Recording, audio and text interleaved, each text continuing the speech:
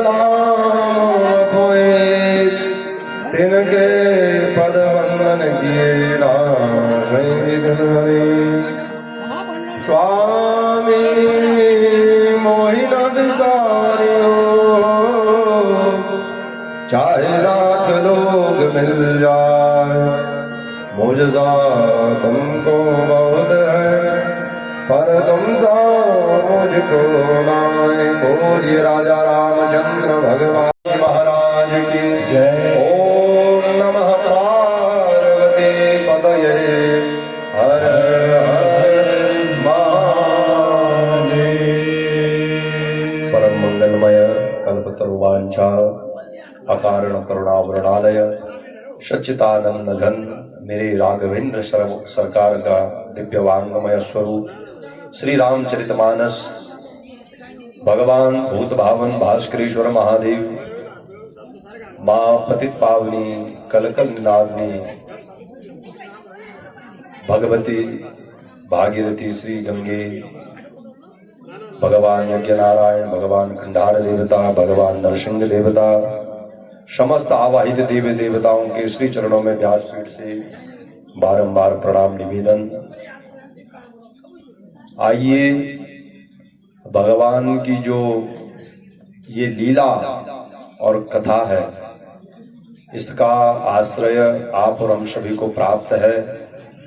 इसके लिए हम अपने भाग्य की सराहना करते हुए भगवान का बारंबार धन्यवाद ज्ञापित करते हैं कि परमात्मा की अहेतु की कृपा से हमें भगवान की ये कथा श्रवण करने को मिल रही है और लीला दर्शन करने को मिल रही है।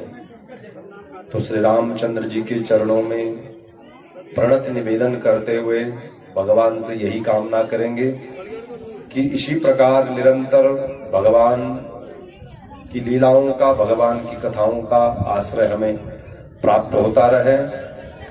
तो इसके लिए बधाई के पात्र हैं कंडार रामलीला समिति ग्राम सभा द्वारी कंडार रामलीला समिति के परमाध्यक्ष महोदय श्री धनवीर सिंह रावत जी और उनकी समस्त जो टीम है, जो कार्यकारिणी है, जितने भी सदस्य गण हैं, जितने भी पात्र गण हैं, सभी बधाई के पात्र हैं। एक बार जरा जोरदार तालियां बजाइए हमारे समिति के पदाधिकारी गणों के लिए, पात्र गणों के लिए, क्योंकि भगवान ने आपको निमित्त बनाया है और आपके निमित्त माध्यम से ही हमें भगवान की लीला का दर्शन हो रहा है, भगवान की कथा का श्रवण हो रहा है। तो इसके लिए आप बारंबार आंखों से और श्रवणों से श्रवण भी करेंगे और दर्शन भी करेंगे। तो आइए भगवान की इस लीला को, इस चर्चा में आगे बढ़ाएं। कहते हैं कि जन्मांतर भवेत पुण्यम तदा भागवतम लभेत। जब कई जन्म जन्मों के पुण्य जागृत होंगे, कल्प कल्पों की पुण्य पुंज एकत्रित होंगे, तब जाकर के भगवान की कथा और लीला हमें प्राप्त होती है। वो हमारे पुण्य जागृत हुए और उस पुण्यों के फलस्वरूप हमें भगवान की ये दिव्य लीला का दर्शन भी और श्रवण भी हो रहा है। तो देखिए, कृपया शांति व्यवस्था बनाएंगे पहले, क्योंकि थोड़ा बोलने में फिर दिक्कत होती है। तो शांति व्यवस्था बनाएंगे, क्योंकि शांति व्यवस्था से ही जब एकाग्र चित्त होगा तब बोलने में और श्रवण करने में आनंद आता है। तो शांति व्यवस्था एक दान होता है और वो दान है शांति रूपी कृपा हम पर होती है। कितनी बोले अहेतुक कृपा, आश्लेष जिसे कहते हैं। भगवान का दिव्य आश्लेष किसी किसी को प्राप्त होता है, हर किसी को प्राप्त नहीं होता। इसलिए जब भगवान अपना दिव्य आश्लेष हमें प्रदत्त करते हैं तब जाकर के बोले क्या, देवानुग्रह हेतुकम दुर्लभम त्रयमेवेतत् देवानुग्रह हेतुकम मनुष्यत्वं मुमुक्षुत्वं महापुरुष संश्रय महापुरुष संश्रय। देवताओं की जब बड़ी कृपा होती है महाराज, तो हमें तीन चीजें प्राप्त होती है, और तीन चीजों में सबसे पहले बोले मनुष्य देह। मनुष्य देह जब प्राप्त हो जाए तो मुमुक्षुत्वम, उस देह से हमें मोक्ष की चाह हो। ये कोई कोई व्यक्ति होगा जिसे मोक्ष की चाह होगा, अन्यथा सब विषय भोगों की लालसा को लिए इस धरा पर भटकते फिरते हैं, इस धरती पर भटकते फिरते हैं। लेकिन कोई कोई व्यक्ति विशेष जिन पर भगवान की बड़ी कृपा है, अनन्य कृपा, उन्हीं को केवल मोक्ष की चाह होती है। और मोक्ष की चाह बोले भगवान की कथा से प्रेम, भगवान की लीला से प्रेम। और तीसरा बोले वो तो बड़े कठिनता से प्राप्त होता है, और वो क्या है बोले सत्संग। मनुष्यत्वम मुमुक्षत्वम महापुरुष संश्रयः, महापुरुषों का संग, सत्संग। शताम समाजो भविता सप्तरात्रम सुदुर्लभम। श्रीमद् भागवत जी में कहते हैं कि 7 दिन पहले तो सत्संग मिलना बड़ा दुर्लभ है, लेकिन आपको सत्संग मिल जाएगा, लेकिन 7 रात्रियां नहीं मिलेंगी। श्रीमद् भागवत महापुराण की कथा जब होने ना, आपका रिश्तेदारों में जब होने, तो आप 1 दिन जाओगे मात्र, या 2 दिन जाओगे। लेकिन आप पर भगवान की बड़ी कृपा होगी ना, तब जाकर के आपको 7 दिन प्राप्त होंगे। लेकिन आप पर भगवान की इतनी विशेष कृपा है कि यहाँ तो मेरे हिसाब से 15-16 दिन की रामलीला चलेगी, और 15-16 दिन आपको प्राप्त हो गए कथा श्रवण करने को और लीला देखने को। तो ये व्यर्थ ना हो, व्यर्थ ना कुछ हम इससे सीखें, इन लीलाओं से कुछ सीखें। और जो यहाँ से 1 घंटे का प्रवचन हो रहा है, इस प्रवचन से, इस परिचर्चा से हम कुछ ना कुछ अपने अंतःकरण में विद्यमान करें, ताकि हमारा जीवन सुधरे, है ना। यदि ये व्यर्थ चले गया तो महाराज फिर किन्न शुकर सावका, फिर तो शुकर के बच्चे की संज्ञा शास्त्रों ने उस प्राणी को दी। भगवान के मंदिर नहीं गया है, देव दर्शन नहीं किया, ब्राह्मण दर्शन नहीं किया, संतों का दर्शन नहीं किया, गंगा स्नान नहीं किया, इस देह से बोले वो मनुष्य रूपेण, वो मनुष्य रूप में मृग की भांति है, जो बिना सिंह और बिना पूंछ के है। ऐसा शास्त्र कहते हैं, और शास्त्र कभी मिथ्या नहीं कहते। इसलिए हम मिथ्याभाषी न बने। जो शास्त्रों ने जिसे मिथ्यावादी कहा ना कि बेकार है वो लोग, केवल भाषण करने वाले, ऐसा न बने। इसलिए आत्मसात करना बड़ा विशेष है। और ये विशेषता भगवान कंडार देवता के अनुग्रह से, उनकी कृपा से हमें प्राप्त हुआ है। तो अष्टम दिवस की वेला पर बैठ करके हम इस कथा रूपी, इस लीला रूपी गंगा में स्नान कर रहे हैं। ये भी एक गंगा है। जो भगवती भागीरथी गंगा जी है ना, वो केवल हमारे तन को धोती है। किसको धोती है? तन को। जो गंगा जी है, गंगा जी में जब जाएंगे तो वो केवल तन के पाप को धोएंगे। जो आपने तन द्वारा किया हुआ ना, तो तन के द्वारा किया हुआ पाप बोले वो भगवती भागीरथी गंगा जी धोती है। लेकिन मन से जो पाप किया है उसका क्या होगा? उसका बोले प्रायश्चित करना पड़ता है, प्रायश्चित। और प्रायश्चित कैसा हो महाराज? बोले कथा श्रवण करना पड़ेगा, भगवान के नाम का आश्रय धारण करना पड़ेगा। तो ये कथा सरिता है, इसमें स्नान करना है। किस प्रकार से? ये कथा सरिता जो है तन को धोने के लिए नहीं होती, ये कथा सरिता मन को धोने के लिए होती है। क्योंकि हमारे अंदर जो मात्सर्य है ना, उन मात्सर्यों का निषेध करने के लिए, उन मात्सर्यों का शोधन करने के लिए, मन के शोधन करने के लिए कथा सरिता है। ये कथा रूपी गंगा है। अब देखिए, जो भगवती भागीरथी गंगा जी है, वो भी हमें भगवान शंकर ने दी है। किसने दी है? शंकर ने। सबको पता है ना गंगा जी का चरित्र। ये जो राजा रामचंद्र जी, जिनकी आप यहाँ पर लीला का अनुकरण कर रहे हैं और कथा श्रवण कर रहे हैं, इन्हीं के पूर्वज हैं। कौन? भगीरथ महाराज जी। सब कथा से परिचित है। महाराज सगर की 2 धर्म पत्नियां हैं, केसनी और सुमति, है ना। केसनी से 1 पुत्र और सुमति से 60,000 पुत्र उत्पन्न हुए। कितने? 60,000। अश्वमेध यज्ञ जब सगर महाराज ने किया है, तो अश्वमेध यज्ञ का जो घोड़ा है वो इंद्र ने बांधा है कपिल मुनि के आश्रम में। क्यों बांधा है? क्योंकि उसे भय है कि यदि ये अश्वमेध यज्ञ यदि पूरा हो जाएगा तो इंद्रासन पर महाराज सगर का आधिपत्य हो जाएगा, इसलिए मेरा सिंहासन मुझसे न छीने। इसके लिए उन्होंने क्या किया है, जो महाराज सगर के अश्वमेध यज्ञ का अश्व है, घोड़ा है, उसे कपिल मुनि के आश्रम में बांध करके आ गए। और कपिल मुनि का वृतांत हमने परसों आपको बताया। कपिल मुनि कौन है? देवहूति माता के पुत्र, जो मनु महाराज की कन्या है देवहूति। इनकी 9 बहनें हैं और एक भाई है। कौन? कपिल महाराज, जिन्होंने सांख्य शास्त्र का अनुमोदन किया है, पूरा सांख्य शास्त्र, और अपनी माता को भक्ति के बारे में बताया कि भक्ति करने से क्या होता है, भक्ति की पराकाष्ठा बताई कपिल मुनि जी ने। और ये सांख्य शास्त्र के प्रणेता है कपिल मुनि महाराज। उनके आश्रम में घोड़ा बांध दिया। तो देखिए, सगर महाराज ने फिर अपने पुत्रों को भेजा है, तो 60,000 पुत्र जब उस अश्व की खोज में जाते हैं तो कपिल मुनि के आश्रम में उस अश्व को पाते हैं और उन ऋषि को, उन संत को गाली गलौज करते हैं। ये जो वाणी होते हैं ना, वाणी पे लगाम लगाना पड़ता है, लेकिन उन्होंने वाणी से अपशब्द कह डाले हैं कपिल मुनि को। और जैसे ही कपिल मुनि के नेत्र खुले तो उनके नेत्र से जो अग्नि निकली है उससे सब भस्म हो गए। कौन सी अग्नि? क्रोधाग्नि। उस क्रोधाग्नि से समस्त 60,000 पुत्र भस्म हो गए। फिर सगर महाराज जाके प्रणत निवेदन करते हैं कि हमारे पुत्र, इनका अपराध नहीं था लेकिन थे मूर्ख, इसीलिए कहते हैं कि अपने पुत्रों को जो है संस्कारवान बनाओ। यदि संस्कारवान बनेंगे ना तो फिर कल्याण होगा उनका, और संस्कारवान नहीं बनेंगे तो फिर भस्म हो जाएंगे कभी न कभी। किस प्रकार से? भस्म होने का मतलब मृत्यु होना नहीं होता है।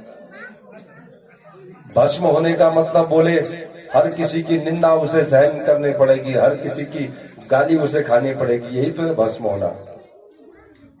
और भस्म होना मतलब देह का परित्याग करना, भस्म होना तो है। इसलिए संस्कारवान।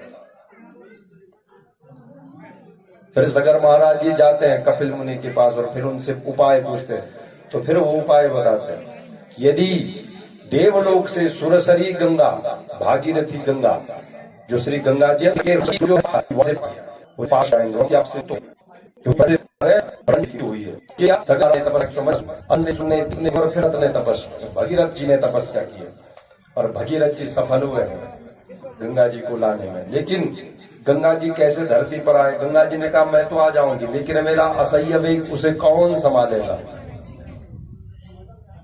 तो फिर उपाय बताया। क्या उपाय बताया? बोले महादेव की तपस्या करो, क्योंकि इस संसार में, इस विश्व भर में, इस ब्रह्मांड में केवल एक ही देव है। कौन? महादेव, जो मेरे असह्य वेग को सहन कर सकते हैं। तो महादेव की तपस्या किए, फिर महादेव प्रसन्न हुए हैं और फिर भगवान महादेव ने अपनी जटाओं में गंगा जी को धारण किया है, अपने मस्तिष्क पर गंगा जी को धारण किया।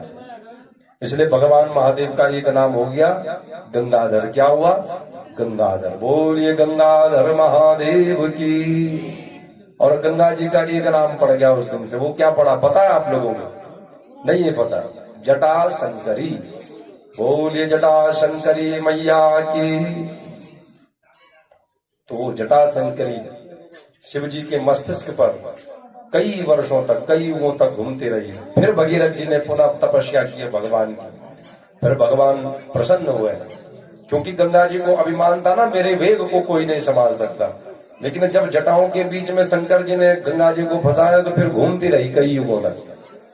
भगीरथ जी ने फिर तपस्या की है शिव जी की। शिव जी प्रसन्न हुए हैं और फिर गंगा जी को 3 भागों में बांटा है। एक भाग गया बोले दाओं के सुर में, इसलिए भगवती नाम पड़ गया सुरसरी, जिसे कहते हैं देव नदी। क्या कहते हैं? देव नदी, सुरसरी। दूसरा भागीरथी, जो इस धरती पर आई, उसका नाम था गंगा। गंगा तो पूरी है, लेकिन भगीरथ के अथक प्रयास से जो इस धरती पर आई, तो बोले भगीरथ के नाम से उनका नाम रख दिया भागीरथी। गंगा जी का नाम ना भागीरथी पड़ गया। और एक तीसरी बोले वो कहाँ गई? बोले पाताल लोक में, जिस कारण उनका नाम पड़ गया पाताल निवासिनी। और तीनों को मिला करके एक नाम पड़ा, बोले त्रिपथ गामिनी। बोलिए त्रिपथ गामिनी मैया की। जो 3 लोकों में विचरण करती है, वो है गंगा जी। अब देखिए, ये जो सुरसरी गंगा है, ये जो भागीरथी गंगा है, ये पाताल निवासिनी गंगा है, ये त्रिपथ गामिनी जो गंगा है, ये भगवान महादेव ने हमको दी है। और दूसरी गंगा जी कौन है? वो है कथा सरिता, अर्थात कथा रूपी गंगा। और ये कथा रूपी गंगा किसने दी है? ये भी शिव जी ने ही हमें दी है। एक बार त्रेता युग माही समो गए कुंभज ऋषि पाई। देखिए, कथाओं को समझाने के लिए सरल और सरल साधन है मात्र इस संसार में, वो है रामचरितमानस। क्योंकि अनेकों ग्रंथों की और पुराणों की कथा बड़ी कठिन है, कहनी भी कठिन है और समझनी भी कठिन है। देखो, आप लोग बड़े भाग्यशाली हैं, आपको इतनी सरल कथा मिल रही है इस प्रांगण में। सरल कथा, सबसे सरल कथा इस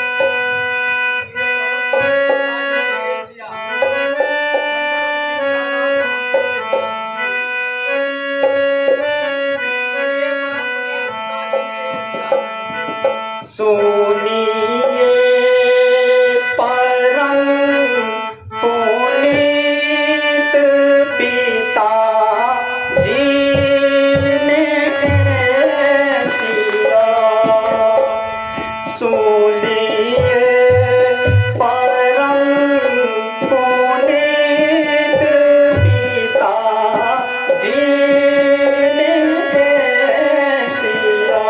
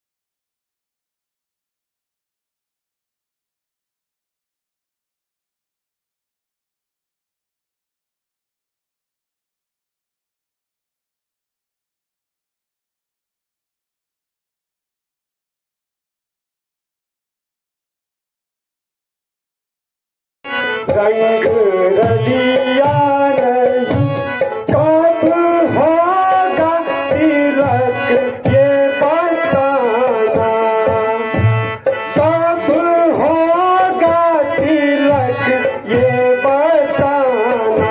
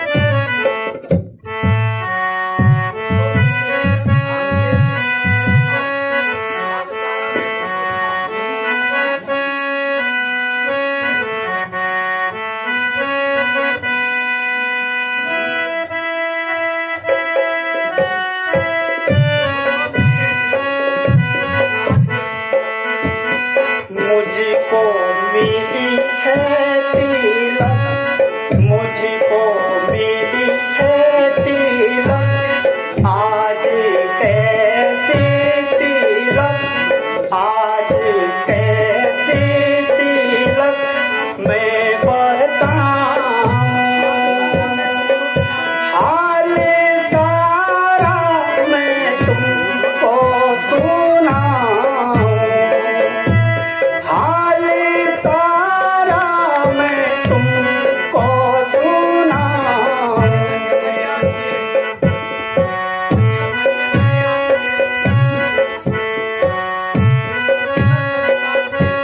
कन्या कन्या कन्या घड़ी आज की है, कन्या कन्या घड़ी आज की है। क्या ये सुंदर चाबी ताज की है, क्या ये सुंदर चाबी ताज की है। लाओ लाओ भस्म, लाओ लाओ भस्म, लाओ लाओ भस्म, तुमको मेरी कसम तन रामाऊं। हाल सारा मैं तुमको सुनाऊं।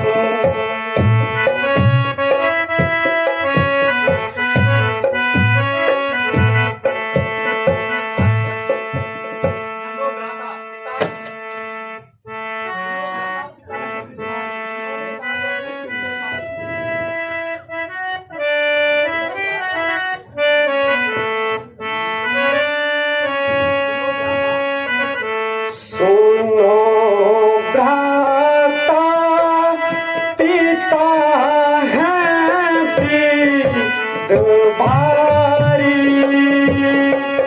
सुनो भ्राता, पिता है वृद्ध भारी। उन्होंने लाज अपने सिर से तारी। सुनो भ्राता, पिता है वृद्ध भारी। उन्होंने लाज अपने सिर से तारी।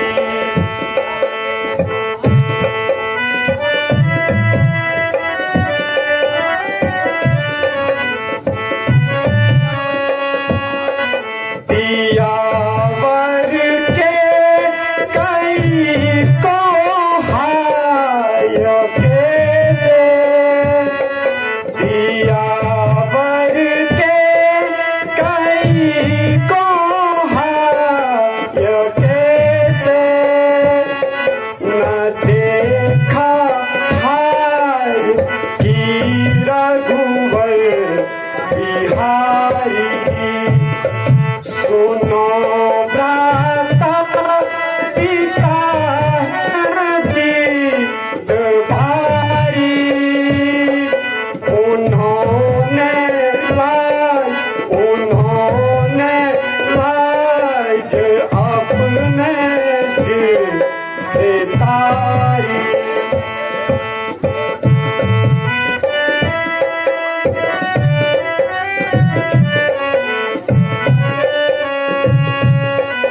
रहेंगे केस बन के वंचरों में, रहेंगे केस बन के वंचरों में। नकुल की रीत भी इसमें बिचारी। सुनो भ्राता, पिता है वृद्ध भारी। उन्होंने लाज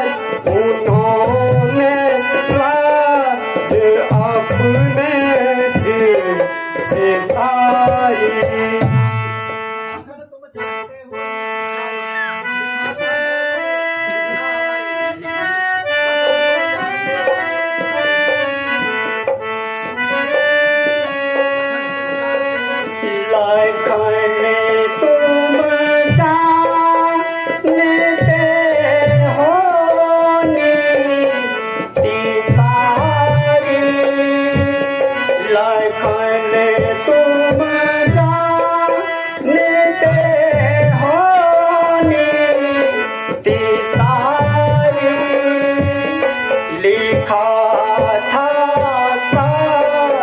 लिखा था कर्म में बिरला हमारी।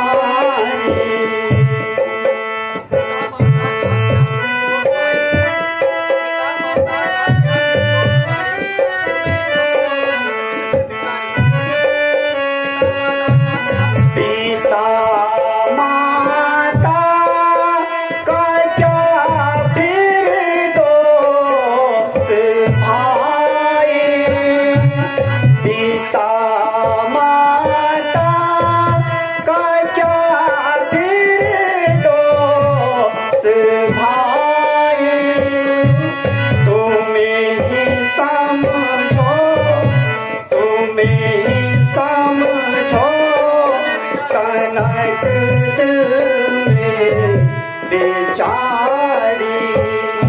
लखन तुम जानते हो नीति सारी, लखन तुम जानते हो नीति सारी। लिखा था लिखा था कर्म में बिरला हमारी।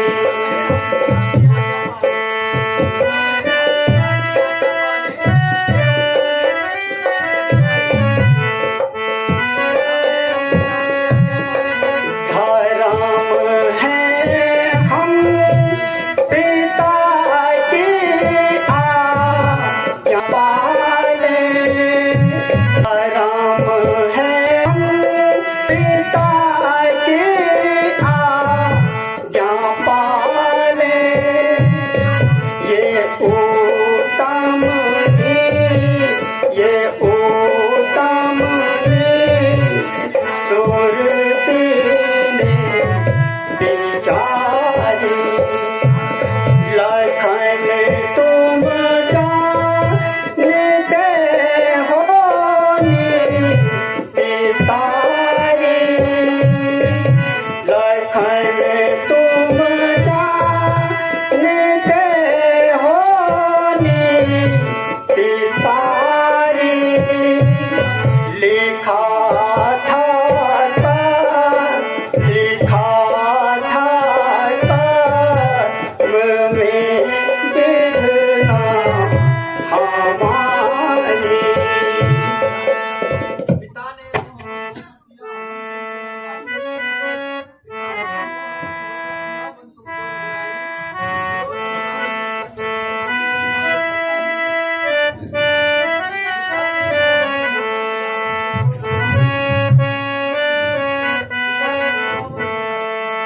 पिता ने मोह बस होकर दिया वन तुमको रघुराई। पिता ने मोह बस होकर दिया वन तुमको रघुराई। करो तुम राज निष्कंटक, करो तुम राज निष्कंटक। मैं बैठूं चाप छलकाई, कहाँ फिर पापी बेचारी, कहाँ के कई पिता प्यारी, कहाँ फिर पापी बेचारी, कहाँ के कई पिता प्यारी। मैं मारूं सबको एक क्षण में, मैं मारूं सबको एक क्षण में। बचन वीर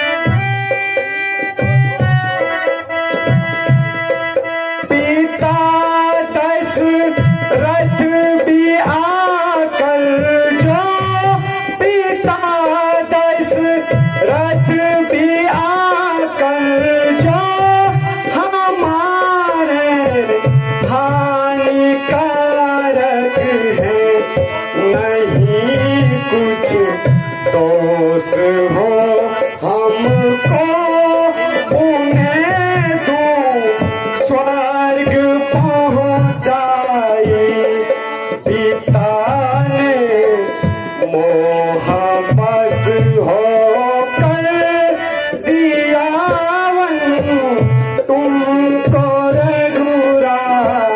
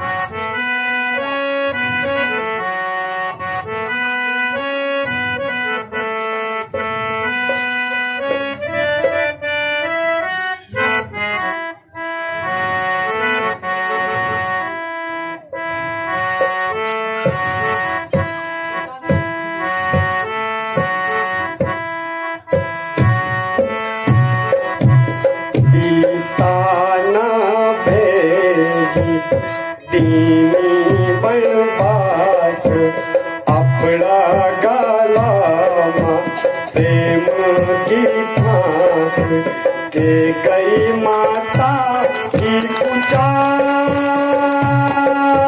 तुम बैठा मेरा बेटी राज गदीमा, तुम बैठा मेरा बेटी राज गदीमा। मैं कारण देखवा प्यारा भेजी, मैं कारण देखवा।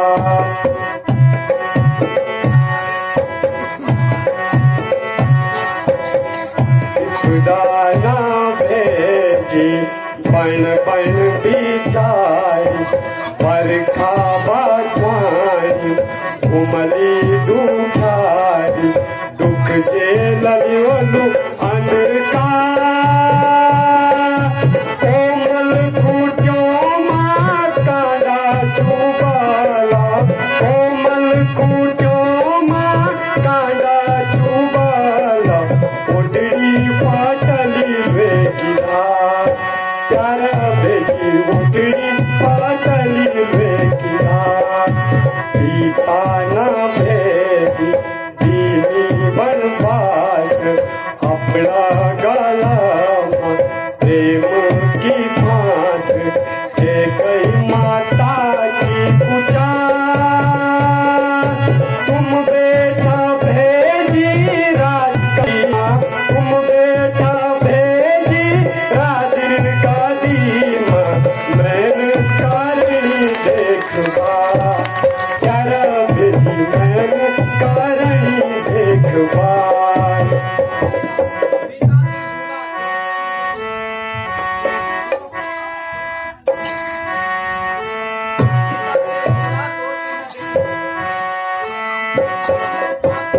सीता ते भोला दोष दे, सीता ते भोला दोष ये लोको पाप सिर मानी लेणु ते कई माता को प्यार तुम रावा मेरा बुला अयोध्या माथे तुम रावा प्यारा बुला अयोध्या माथे मैं ना जानो छुपण पा प्यारा बुला मैं ना जानो छुपण पा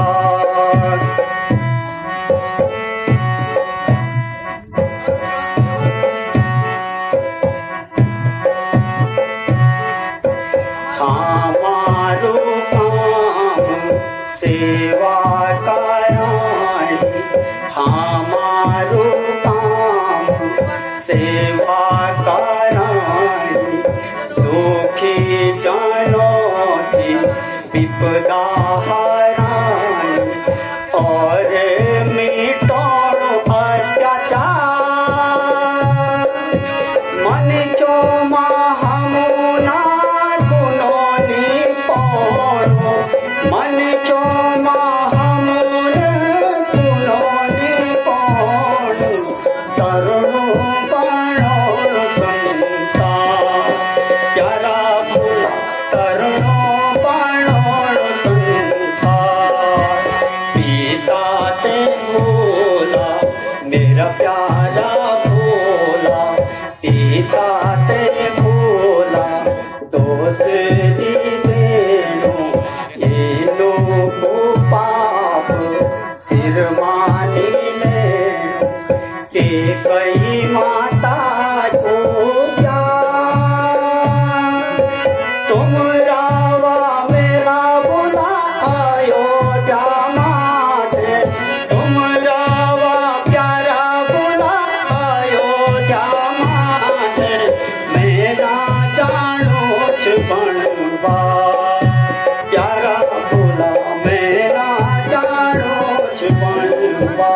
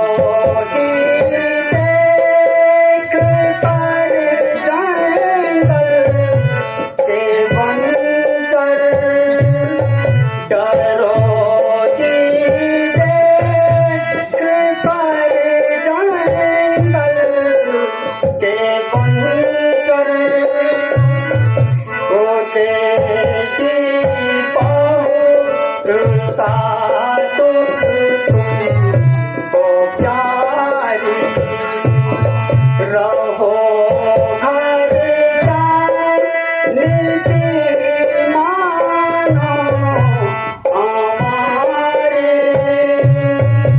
रहो घर जाने की मानो हमारे बहुत दुख पाओगी जंगल बेचारी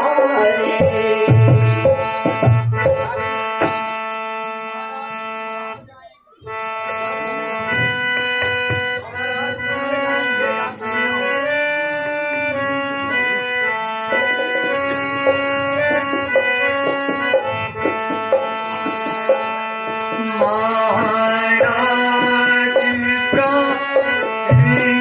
प्राण जाएंगे या संग जाऊंगी महाराज प्राण जाएंगे या संग जाऊंगी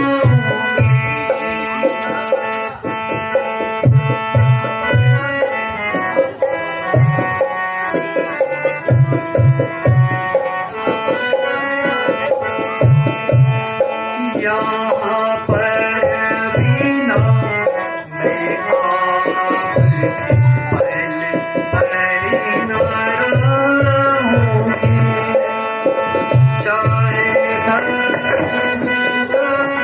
यलाज भी जीती न पाऊँगी महाराज प्राण जाएंगे या संग जाऊंगी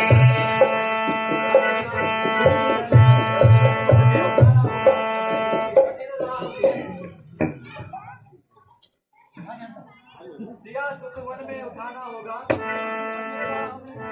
बिना सवारी जाना होगा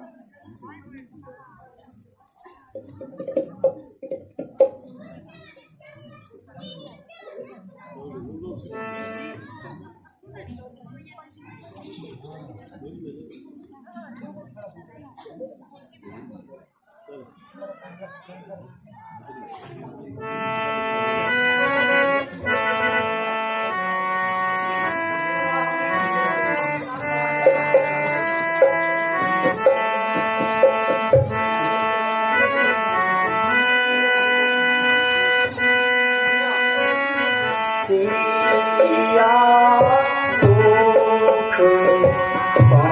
पाने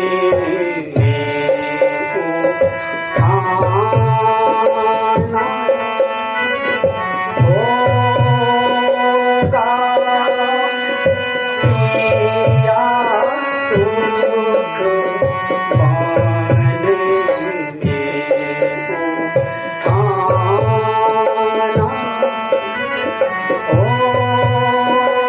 होगा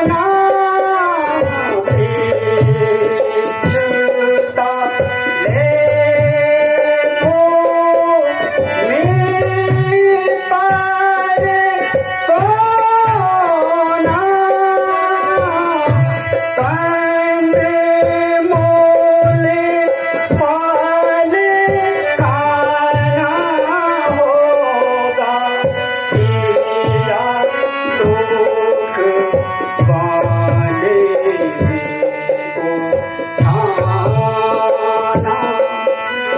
होगा सिया दुख वाले को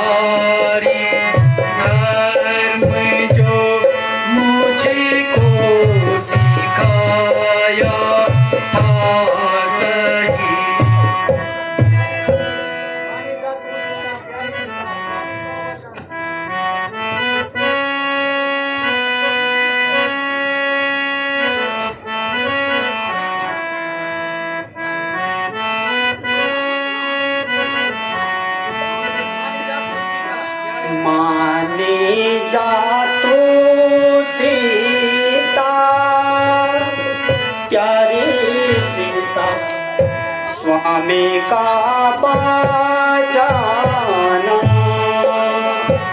माने जा तू सीता प्यारी सीता स्वामी का बचाना जंगलू मारंदा भालो बांधा चोलांदा चकर जंगलू मारंदा भालो बांधा चोलांदा चकर मेरा संग आले प्यार मेरा ठिकार मेरा संग आले प्यारी मेरा ठिकार माने जा तू सीता प्यारी सीता स्वामी का बचाना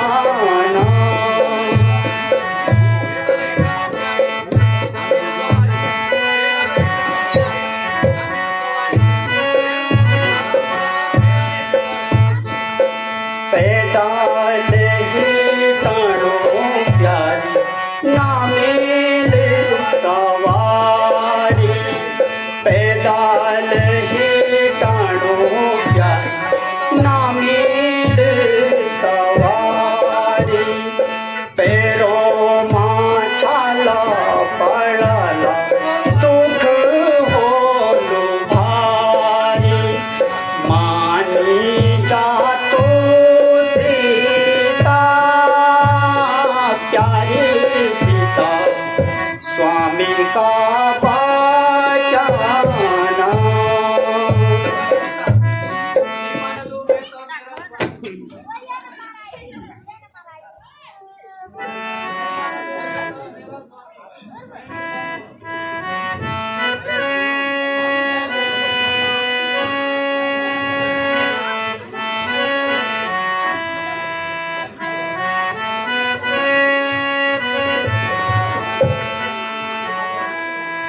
निमनी तू मैं मेरा स्वामी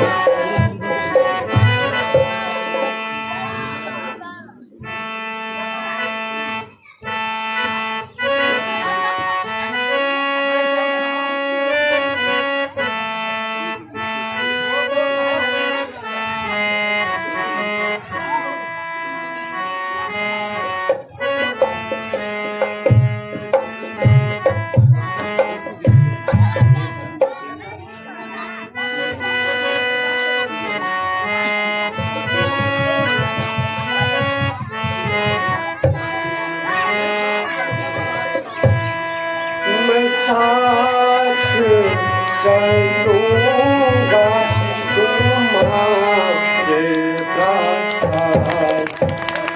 मैं साथ चलूंगा तुम्हारे साथ। हम तुम बिन क्या करेंगे अवध में, हम तुम बिन क्या करेंगे अवध में। सुने बंदी सारे दाता जी, मैं साथ चलूंगा तुम्हारे साथ, मैं साथ चलूंगा तुम्हारे साथ। निकले मन में अति दुख पावे, निकले मन में अति दुख पावे। प्राण जाए अधाए दाता जी, साथ चलूंगा तुम्हारे साथ, साथ चलूंगा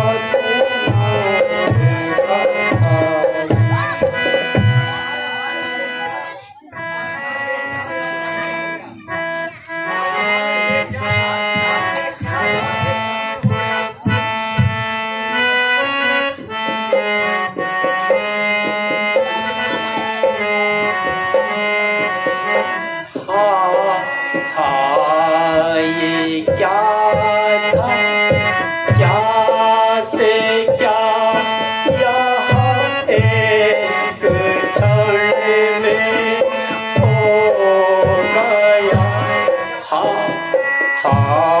ये क्या था, क्या से क्या यहाँ एक क्षण में हो गया। मैंने तो मुझको ही दिया था, मैंने तो मुझको ही दिया था। ये क्यों सब संग चलते मेरे संग, कुटुंब नास सब यहाँ एक क्षण में हो गया। ये क्या था, क्या से क्या यहाँ एक क्षण में हो गया।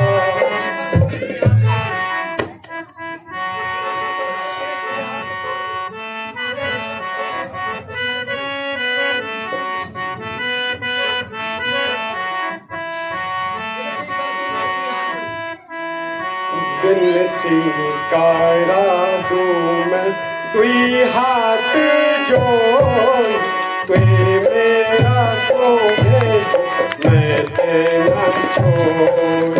विनती करा दूं मैं तुई हाथ जोड़, तुई मेरा सोहे मैं तेरा छोड़। छोड़ी ना, छोड़ी ना, छोड़ी ना, हे मेरा भेद। विनती करा दूं मैं तुई हाथ जोड़, तुई मेरा सोहे मैं तेरा छोड़।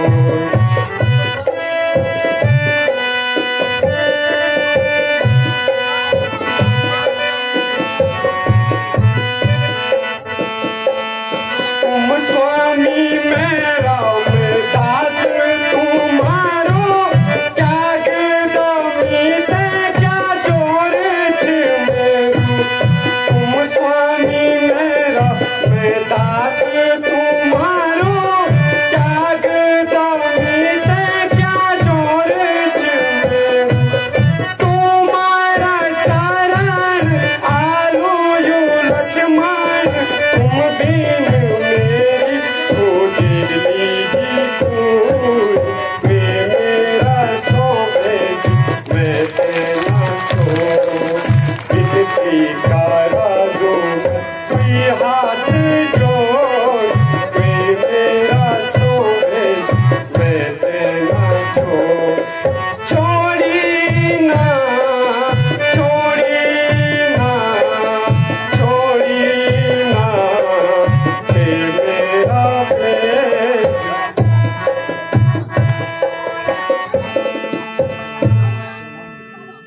अच्छा भाई, अगर तुम नहीं मानते हो तो माँ जी से आज्ञा ले आओ।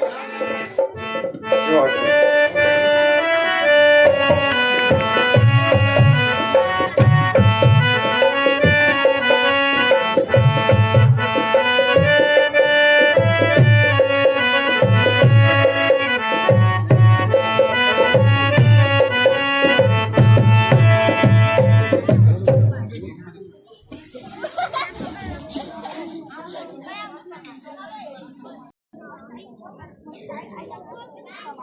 कुछ देर पहले धूप में और अभी ठंडी छांव में क्या गजब की रामलीला हो रही है आपके गांव में। हमारे प्रिय दिनेश जी ने कुछ कविताएं बोली तो मैंने कहा आपका जवाब अभी अभी 2 लाइन। तो इस गांव के आराध्य कंडार देवता और कंडार देवता के बारे में एक पूरे मुल्क में है कि भाई द्वारिक देवता बहुत तंत्र। अब किसी भी गांव का जो देवता है वो अगर तंत्र होता है तो इसके पीछे क्या कारण होगा। नरसिंह देवता भी है, न्याय के देवता, लेकिन वो तो देवता है। किसी गांव का नेता अगर बहुत तेज तर्रार है तो क्या कारण होगा। अगर द्वारी गांव का कंडार देवता तंत्र है तो एक बात तो साफ है कि द्वारी गांव के जो भी विचारधारा है वो बहुत तंत्र विचारधारा होगी। जो भी द्वारी गांव के जो बुजुर्ग हैं, माताएं हैं, युवा हैं, उनकी जो एक सोच होगी वो तंत्र सोच होगी। हर व्यक्ति सत्य के मार्ग पर चलना चाहता होगा, हर व्यक्ति सच्चाई की तरफ अपना झुकाव रखता होगा। इसलिए द्वारी के जो कंडार देवता हैं वो भी निष्पक्ष और सत्य की तरफ ही अपनी आज्ञा देते हैं। और दूर दूर के लोग उनके पास जन्म पत्री जुड़ाने से लेकर के और न जाने क्या क्या काम कराने आते हैं, जबकि उनके पलगेर तो पंडित भी नहीं है, ज्योतिष के विद्वान भी नहीं है। फिर भी अभी हमारे पंच मालगुजार जी कह रहे थे, राजकेंद्र जी कह रहे थे कि इनकी जन्म पत्री भी द्वारी के कंडार देवता ने ही जुड़ाई है। तो ऐसे महान परमेश्वर कंडार देवता को मैं नमन करता हूँ और इनके साथ जो हमारे नरसिंह देवता हैं, न्याय के देवता हैं, उनको प्रणाम करता हूँ। और मेरे सामने बुजुर्ग बैठे हुए हैं द्वारी के, आप सभी बुजुर्गों को मैं दिल से नमन करना चाहता हूँ। और अपनी जो माताएं हैं आपको प्रणाम करता हूँ, जो बुजुर्ग माताएं हैं। और युवा साथियों से निवेदन करना चाहता हूँ कि जो रामलीला है और जो श्री राम है, इनके जीवन में कभी भी उत्साह नहीं रहा। जैसे कृष्ण लीला होती है ना, तो कृष्ण लीला में रास लीला होती है, नृत्य होता है, गायन होता है, 16 कलाओं के जिक्र होता है। लेकिन राम जी का पूरा जीवन जो है वो संघर्षों से, कष्टों से भरा रहा है। अब हर गांव में रामलीला क्यों दिखाई जाती है पहले से ही, क्योंकि देखा जाए तो हमारे हर युवा साथी एक राम के रूप में और हमारी हर माताएं एक सीता के रूप में, यानी कि हर व्यक्ति अपनी अपनी लड़ाई लड़ रहा है। हर व्यक्ति के जीवन में कष्ट है। ठीक उस प्रकार जैसे कि अभी थोड़ी देर पहले जब धूप थी तो हम लोग आराम से बैठे थे, सब लोग आराम से बैठे थे। और जैसे ही छांव आई, ठंड आई, तो कोई सिकुड़ने लगा, किसी ने पंखी लपेट ली, कोई जो है गर्म आग पे चला गया होगा। और यही हमारा जीवन चलता रहता है। ऐसा है कि सबके जीवन में सुख और दुख बराबर चलते रहते हैं। लेकिन राम जी से सीखना चाहिए कि चाहे समस्याएं कितनी भी क्यों ना आए, चाहे मुझे कल राज मिलने वाला है और आज मुझे वनवास क्यों न जाना पड़े, लेकिन धैर्य नहीं खोना चाहिए। निश्चित एक न एक दिन आपके गांव में राम राज्य होगा। अभी मैं देखना चाह रहा था कि कुछ समय पहले हम इधर घूमते थे तो बार बार हम बात करते थे कि नटीन की तरफ बहुत ज्यादा जंगल है और यहाँ द्वारी से लेकर गोरसाली की तरफ जो है जंगल नहीं है। इसका कारण है यहाँ की बहुत तेज चमक वाली धूप। अभी कुछ दिन पहले क्या हुआ कि नटीन में आए थे हमारे सोलर कंपनी वाले जमीन देखने, लेकिन नटीन में बहुत ज्यादा छांव थी और वहां पर मुश्किल से जो है 6 घंटे धूप रहती थी। लेकिन वहीं जब वो इस तरफ आए तो यहाँ पर 8 से 10 घंटे धूप रहती है। तो उन्होंने क्या सोचा है कि 5 से 10 मेगावाट जो यहाँ पर जमीन है उस पर सोलर प्लांट लगाएंगे, जो आपकी जमीनों पे लगाएंगे और आपको उसका उचित जो भी उसका बनता है वो आपको देंगे। अब इसमें क्या होगा, 2 चीज होंगी। जैसे कि हमारे द्वारी के मानव 20 परिवार है, तो 20 परिवार को रोजगार मिलेगा, 20 परिवार को जो है हो सकता हर साल कुछ पैसा मिले। इसमें क्या होगा कि बेशक व्यक्तिगत विकास होगा, 20 परिवारों का व्यक्तिगत विकास होगा, 20 परिवार आर्थिक रूप से मजबूत होंगे तो 20 परिवार 40 परिवार की मदद करेगा। लेकिन सामूहिक विकास कैसे हो सकता है, उसके लिए हमको हिमाचल जैसी सोच चाहिए। यहाँ पर इतने बंजर बिट्टे पड़े हुए हैं। मैंने रैथल में बोला था, जो रैथल के प्रधान जी हैं, सयाना जी हैं, कि तुम्हारा अरोरी का पूरा इलाका है जो पाली तरफ है, और वहां पर भी बहुत तैली धूप है। यदि आप सामूहिक कोई ग्राम सभा का ऐसा प्रस्ताव बनाओ तो वहां पर 5 मेगावाट यानी 5 मेगावाट एक साल में कम से कम 5 करोड़ रुपया की बिजली बनाता है, 5 करोड़ की। तो यदि आने वाले समय में अगर हमारे, जैसे मैंने कहा ना कि किसी गांव का नेता कब मजबूत होता है, जब उस गांव की विचारधारा मजबूत हो। अभी जैसे थोड़ी देर पहले यहाँ पर अभी दिनेश भाई ने, राजकेंद्र जी ने कहा कि नटीन ग्राम प्रधान ने बहुत कुछ किया। मुझे नहीं लगता कि नटीन के ग्राम प्रधान ने बहुत कुछ किया। उसमें क्या है कि जो नटीन के तमाम लोग हैं उनकी विकास की सोच थी, उनके अंदर विकास की भूख थी, क्योंकि रैथल में डेवलपमेंट हो चुका था, रैथल में बहुत विकास हो चुका था। वही नटीन एक नई ग्राम पंचायत थी, तो जो नटीन गांव के लोगों में विकास की भूख थी, उनकी भूख से एक सोच बनी और वो सोच प्रधान के अंदर गई और प्रधान ने संकल्प किया, और संकल्प की शक्ति बहुत महान होती है।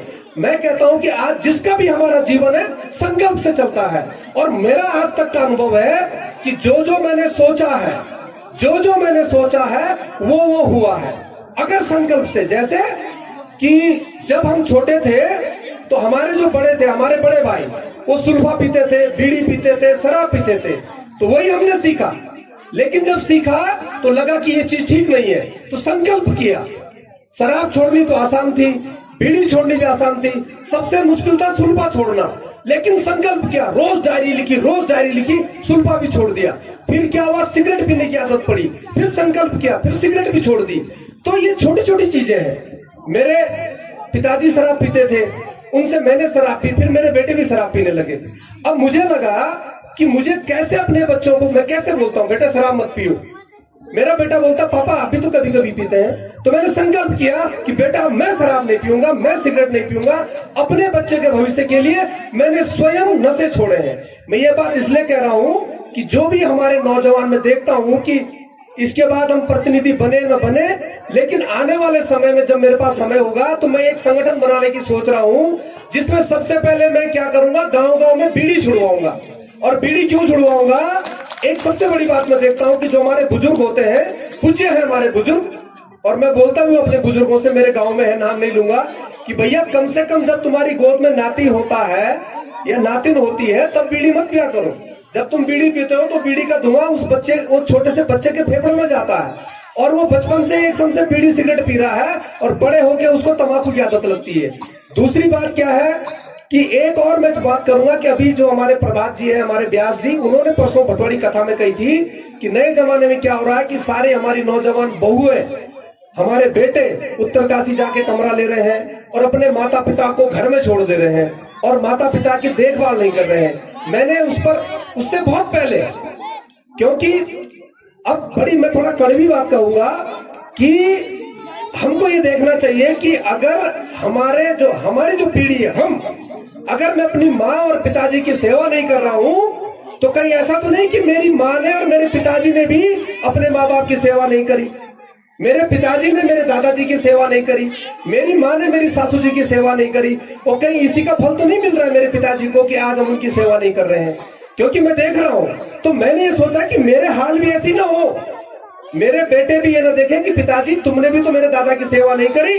तो मैं, जबकि मेरे पिताजी की मेरी बहुत लड़ाई होती थी, पर अब मैंने लड़ाई झगड़ा छोड़ दिया। मेरी माँ की मेरी इतनी लड़ाई होती थी कि 3 महीने तक बात नहीं करते थे। अब मैं माँ के आगे बोलता हूँ, माँ जो तो बोलती है सब ठीक है।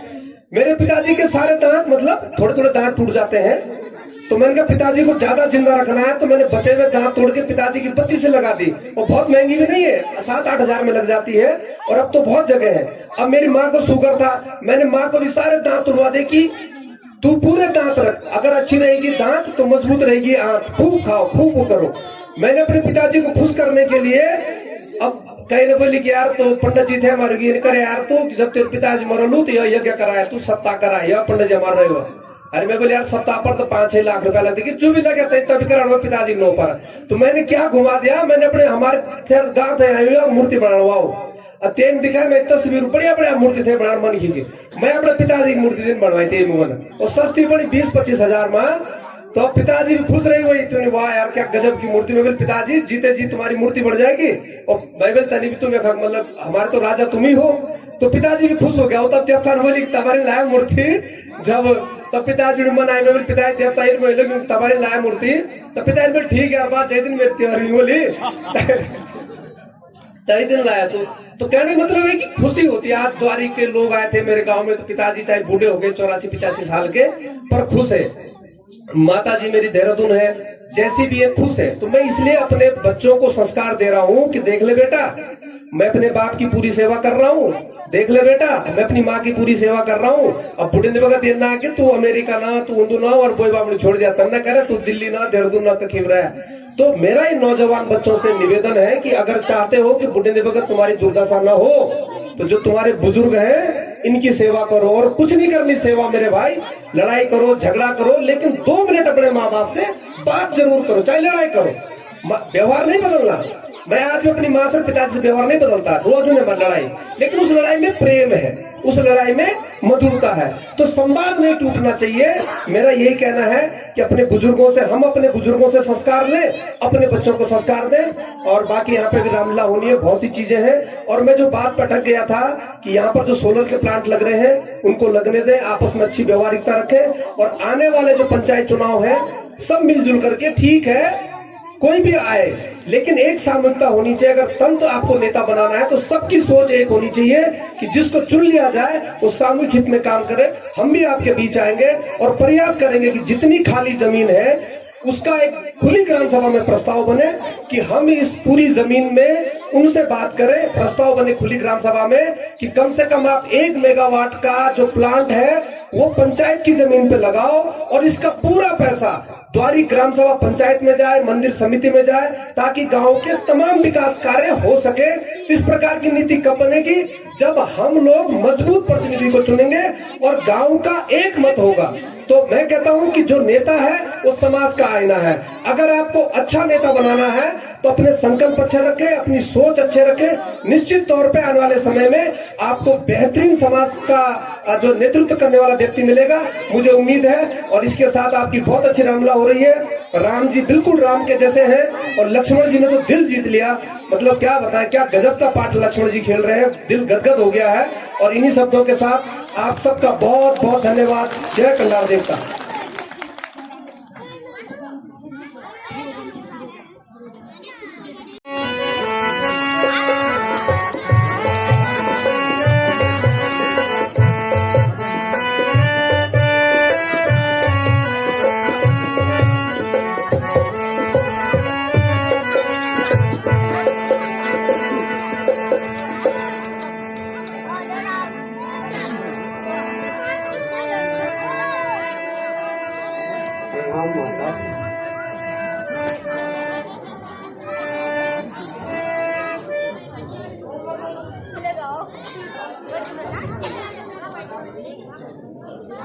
माता जी,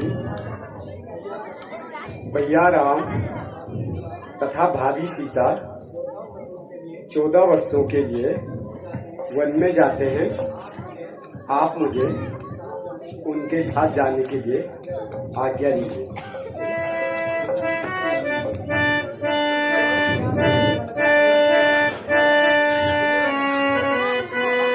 वह सिया सहित वन जाते हैं, वह सिया सहित वन जाते हैं। यह देख नहीं सकती आँखें, यह देख नहीं सकती आँखें। इस कारण साथ भेजते थे, अब तुम्हें भी रखती है आँखें। इस कारण साथ भेजते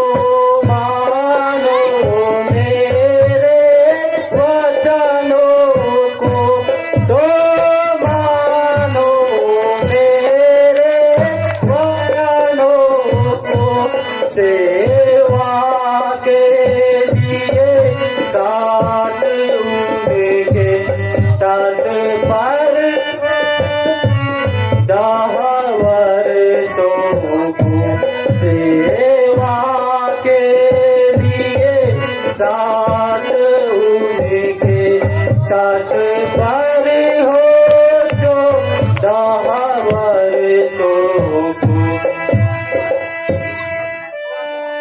जो आज्ञा माता।